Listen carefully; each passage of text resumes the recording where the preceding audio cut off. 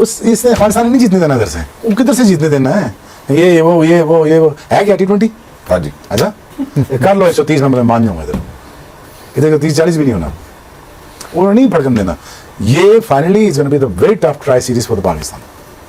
शोएब अख्तर का कल एक क्लिप मेरे सामने से गुजरा जिसमें शोएब अख्तर ये कहते हैं कि अफगानिस्तान ने पाकिस्तान को 130 भी नहीं करने देना शारजा में। तो शोएब अख्तर कहते हैं भाई साहब पाकिस्तान स्ट्रगल करेगा, अफगानिस्तान यूं करेगा, वो करेगा, ये करेगा, कैसे खेलेंगे, ऐसे खेलेंगे, वैसे खेलेंगे, बड़ा नंबर रख दिया भाई साहब। कहते हैं 130 नहीं कर पाएगा पाकिस्तान अफगानिस्तान के खिलाफ। शोएब अख्तर ने कहा है कि मैं शर्त लगा के बता रहा हूं आपको, अफगानिस्तान ने शारजा के अंदर पाकिस्तान को नहीं जीतने देना और ये स्क्वाड चेंज होगा एशिया कप से पहले। 3 चेंजेस पक्की हैं। और इससे इसी से ही मैं बता रहा हूँ ना, स्क्वाड चेंज में नाम चेंज, चल लिख ले 3 चेंजेस।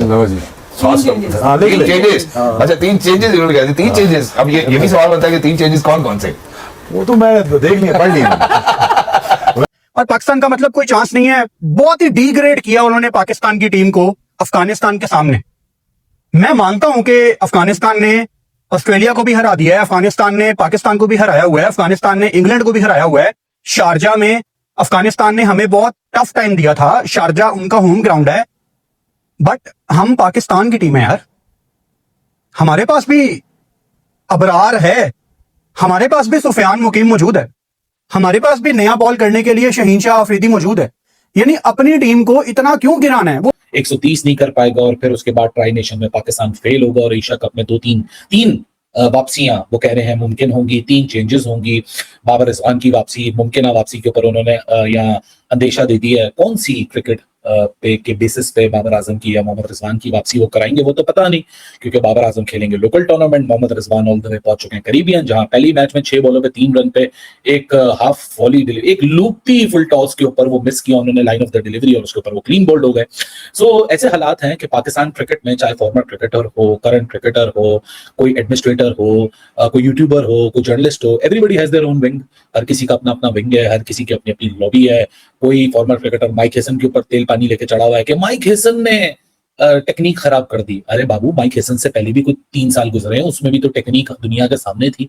ये मेयार कोई माइक हेसन के आने के बाद नहीं गिर गया। भी उस टाइम जब एशिया कप जैसा टूर्नामेंट ये कुछ दिनों के बाद है, आपकी टीम वर्ल्ड कप खेलने जा रही है फरवरी मार्च में, और हर क्रिकेटर हमारी अपनी टीम को गिराने में लगा हुआ है। यार आप लोग हमारा फखर हो, जो हमारे फॉर्मर क्रिकेटर्स हैं, चाहे वो कोई भी है, आप लोग हमारा फखर हो। आपने भी वही पाकिस्तान का सितारा अपने सीने पे लगाया था जो ये बच्चे लगा रहे हैं। इस टाइम आपको थोड़ी सी ना सपोर्ट करनी है, इन बच्चों के कंधे पे हाथ रखना है और कहना है कि यार अपना खोया हुआ मुकाम दोबारा हासिल करते हैं। दुनिया हम पे जो थोड़ा बहुत हंसने लग गई है ना, चलो इकट्ठे होते हैं। असल में हमारे लेजेंडरी क्रिकेटर्स को टीवी पे बैठ के ये बात कहनी चाहिए कि पाकिस्तान की यंग टीम, अगर आपको कोई मशवरा चाहिए, एक मैसेज करें, हम आपके लिए अवेलेबल हैं। ये मशवरे देना, कोई पॉजिटिव बात कर लें। ये क्या कि अपने आप को लेजेंड दिखाना कि मैंने तो विद ऑल ड्यू रिस्पेक्ट जिंदगी में बहुत कुछ उखाड़ा हुआ है, ये बच्चों की कोई औकात नहीं है। ये अपने आप को बहुत बड़ा समझना टीवी पे बैठ के, ये मेरी समझ से बाहर है। और अफगानिस्तान की अगर मैं बात करूं, अफगानिस्तान ने कौन सा अब मुश्किल टाइम देना शुरू किया? पाकिस्तान ने जब अफगानिस्तान से खेलना शुरू किया था, आज से कोई 6, 7, 8 साल पहले, वो तो शुरू से ही पाकिस्तान को टफ टाइम देते आ रहे हैं। आपके बड़े बड़े प्लेयर उस टीम में खेलते रहे हैं। अफगानिस्तान कोई अब से थोड़ी अच्छी क्रिकेट खेल रही है, वो तो शुरू से ही T20 में एक बड़ी खतरनाक टीम है। हाँ, अब उन्होंने अच्छे रिजल्ट प्रोड्यूस करना शुरू किए हैं बड़ी टीमों के अगेंस्ट भी। तो इतना नहीं हमने उनसे डरना, हमने उनको डराना है। ये बड़ी रिस्पेक्ट के साथ, ये वही अफगान प्लेयर्स हैं जो हमारे पाकिस्तान में आके लाहौर, कराची, पेशावर में अपनी क्रिकेट खेल के गए हैं। तो जरा इनके सामने खड़े होना और इनको आंखें दिखानी है कि बॉस जो हो गया ना, एक आधी दफा मिट्टी पाओ, खून हरा के दिखाओ, अब आओ जरा हमारे सामने। ये आपका एक तरीकाकार होना चाहिए उनके साथ बात करने का, चाहे कोई भी ऑपोजिशन है आपके अगेंस्ट। जब एक दफा आपने रोप क्रॉस कर ली, आप ग्राउंड के अंदर दाखिल हो गए हैं, तो ऐसी की तैसी फिर सामने अफगानिस्तान है, इंडिया है या ऑस्ट्रेलिया है, लत रख के चीर दो। ऐसा आपका एटीट्यूड होना चाहिए। लेकिन हमारे यहाँ वही वाली बात है ना, तो मेरी लॉबी से हो तो मैं आंखें बंद कर लूंगा, तुम उसकी लॉबी से हो तो मैं आंखें बंद कर लूंगा। मसला तो यहाँ सिर्फ ये होता है कि जब हमारी लॉबी नहीं होती है तो हर चीज बुरी होती है, जब हमारी लॉबी आ जाती है हर चीज अच्छी हो जाती है। हमारी लॉबी का खिलाड़ी है तो वेरी गुड है, सामने वाली लॉबी का खिलाड़ी है तो वो घटिया है। तो ये वाला निजाम तो पाकिस्तान क्रिकेट में चलता ही है। इस सब बहस के बीच में फखर जमान डिस्कस नहीं हो रहे। हालांकि फखर जमान के ऊपर तो मैं बड़ी कैटेगोरिकली लोगों को यहाँ नजरसानी करवा चुका हूँ कि लोग तो बाबर रिजवान के ऊपर रोना गाना गा रहे हैं, strike rate strike rate strike rate. इस सारे रोने गाने के अंदर फखर जमान पे तो बात ही नहीं होती है, क्योंकि फखर जमान का तो स्ट्राइक रेट है ना, उनका स्ट्राइक रेट है ना, उनकी एवरेज है ना, कोई इंपैक्ट परफॉर्मेंस है। सिर्फ नाम की बेसिस पे खेल रहा है फखर जमान।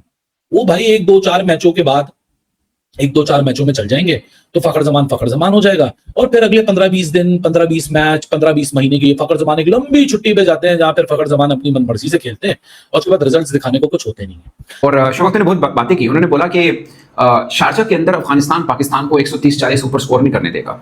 फिर ये भी बताया कि आईएलटी, उन्होंने बताया कि मैंने एक टूर्नामेंट वहां पे किया, वो आईएलटी का इशारा कर रहे थे, वो ऐसे कमेंटेटर रहे थे। उन्होंने बोला कि सेकंड टाइम यहाँ पर बैटिंग आसान होती है, पहले में थोड़ा बॉल फंस के आता है। तो ये अलग बात है कि पार्टी विकेट बनाते तो स्कोरिंग करना आसान हो जो, लेकिन जैसे नेचुरल शारजा की पिच है वहां पे पाकिस्तान 130-40 भी नहीं करता है। ये वो पिच थी जहां पर शायद बाबर रिजवान की जरूरत थी और पाकिस्तान ने इसी पे ही उतार दिया। मीन के ये बात इसलिए अहम है क्योंकि मैं खुद सोच रहा था कि पाकिस्तान के बहुत से फॉर्मर क्रिकेटर जो पहले ये कहते थे कि बाबर रिजवान से आगे भी दुनिया है, अब वो कह रहे हैं जब बाबर रिजवान को ड्रॉप किया कि इनकी तो भी जरूरत पड़ती थी। अच्छा, ये ना बड़ा एक टेक्निकल बात है। ये बात मैं बहुत पहले से कर रहा हूं कि आपका स्क्वाड कंडीशंस को देखकर जरूर अनाउंस होना चाहिए। हर जगह पे ऐसा नहीं हो सकता कि यही, मिसाल के तौर पर अगर पाटा विकेट है ना बिल्कुल ही, तो मैं मोहम्मद हारिस के हक में हूँ।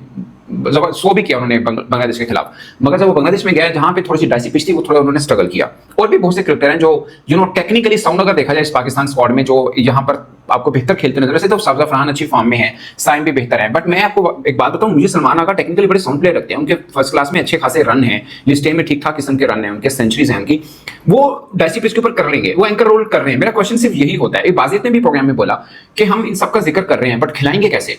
हेलो दोस्तों, मैं हूं प्रभात और आप देख रहे हैं प्रभात न्यूज रिएक्शन। आज की बड़ी खबर पाकिस्तान क्रिकेट से है और यकीन मानिए यह सुनकर पाकिस्तान के क्रिकेट फैंस और मीडिया दोनों आग बबूला हो गए हैं। अब मामला क्या है देखिए, कुछ ही दिन पहले पीसीबी ने टीम का ऐलान किया था एशिया कप और ट्राई सीरीज के लिए। ट्राई सीरीज में खेलने वाली टीमें थी पाकिस्तान, अफगानिस्तान और यूएई। लेकिन जरा ध्यान दीजिए, पाकिस्तान के दो बड़े स्टार्स बाबर आजम और रिजवान टीम का हिस्सा ही नहीं थे। बस फिर क्या था, क्रिकेट फैंस ने पाकिस्तान में हंगामा मचा दिया और इसी बीच पाकिस्तान के दिग्गज गेंदबाज शोएब अख्तर ने एक टीवी प्रोग्राम में ऐसा बयान दे दिया जिसके बाद पाकिस्तानी मीडिया और यूट्यूबर्स के तो होश ही उड़ गए। शोएब अख्तर ने मजाक उड़ाते हुए कहा, भाई ये टीम तो अफगानिस्तान के खिलाफ 130 रन भी न बना पाएगी। सोचिए जरा, ट्राई सीरीज शुरू होने से पहले ही अपनी टीम पर इतना बड़ा तंज कस देना, और फिर उन्होंने इशारा किया कि इस सीरीज के बाद टीम में बड़े बदलाव देखने को मिल सकते हैं। तो दोस्तों पूरा मामला यही है और अब देखना दिलचस्प होगा कि पाकिस्तान की टीम वाकई शोएब अख्तर की बातों को गलत साबित करती है या सच में उनकी भविष्यवाणी सच हो जाती है। अगर आपको यह वीडियो पसंद आया हो तो लाइक जरूर करें, चैनल को सब्सक्राइब करें और जुड़े रहिए बात न्यूज रिएक्शंस के साथ।